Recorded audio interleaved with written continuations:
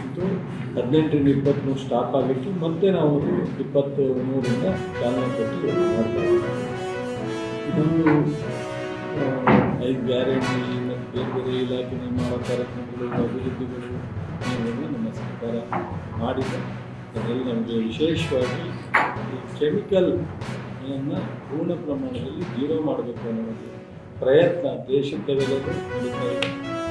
ನಮ್ಮ ರಾಜ್ಯದಲ್ಲಿ ಕೃಷಿ ತಜ್ಞರ ಸಲಹೆಯನ್ನು ಮತ್ತು ಮಣ್ಣಿನ ಮುಂದಿನ ದಿನಗಳಲ್ಲಿ ಅದರ ಶಕ್ತಿ ಕಡಿಮೆ ಆಗ್ತಾ ಹೋದಾಗ ಇಳುವರಿ ಕಡಿಮೆ ಆಗುತ್ತೆ, ಬೆಳೆ ನಮ್ಮ ಕೈ ಸಿಕ್ಕಲ್ಲ.